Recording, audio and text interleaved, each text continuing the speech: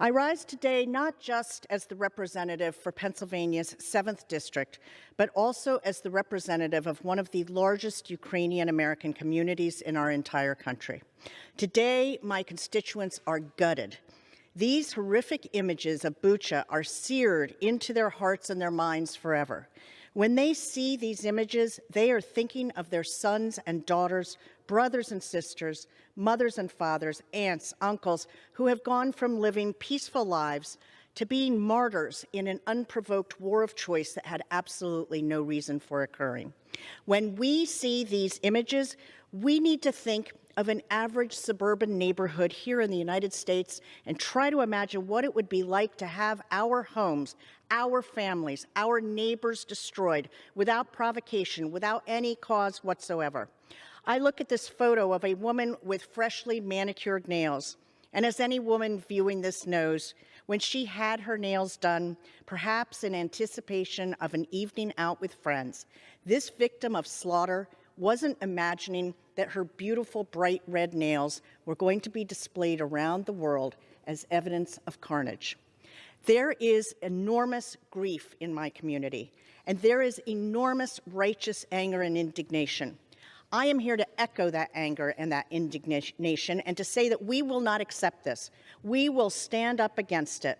The United Nations Security Council must authorize an independent investigation into the crimes that were committed in Bucha. Since Russia will almost certainly veto, it is crucial that we immediately find another path to move forward with such an investigation. This is not up to Vladimir Putin. His crimes are now for the world to judge and for history to record. Now is not the time for messaging resolutions by the United Nations and others. It is time for action by every democratic country in the world. We cannot stand back. As the Nobel laureate and Holocaust survivor Elie Wiesel said, sometimes we must interfere. When human lives are endangered, when human dignity is in jeopardy, national borders and sensitivities become irrelevant. Wherever men or women are persecuted because of their race, religion, or political views, that place must, at that moment, become the center of the universe. Ukraine must be the center of the universe right now, for as long as it takes. The Grammy Awards, the NCAA tournaments, and our favorite television shows are a welcome diversion, but let that diversion be short. Don't lose focus of the center of the universe, which right now must be Ukraine. The work of delivering justice can start here. Every democratic country must investigate and ensure that implicated Russian officials, oligarchs, and their families are barred from entering their borders. Together, the international community must come together to send the message that no country can commit war crimes and see them go unpunished. I urge President Biden to take the step I called on him to take back in the first week of March. Work with our European allies to take all Russian financial institutions, not just some, off the SWIFT system. The cost of this invasion must be beyond unsustainable for Putin and the oligarchs around him. It must become literally unbearable.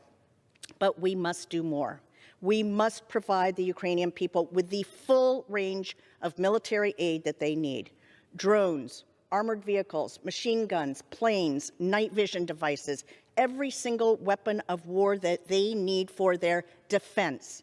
And time is of the essence. It goes without saying that continued humanitarian assistance must be provided on an ongoing basis. The fact that we have private American citizens, and I know some of them, who are delivering medical supplies and other necessities into Ukraine more quickly than we or our NATO allies are is incomprehensible. But I also laud those citizens.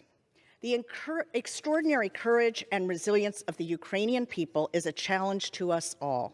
How much will they have to bear? How long will we let these crimes continue? Enough is enough.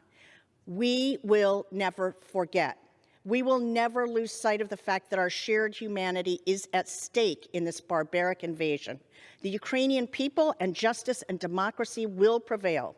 The Ukrainians will come out as the heroes of this story when it is told in the history books. But let us, too, come out as the helpers, the ones who did everything we possibly could to help them achieve victory and restore their country. Thank you, Madam Speaker. I yield back.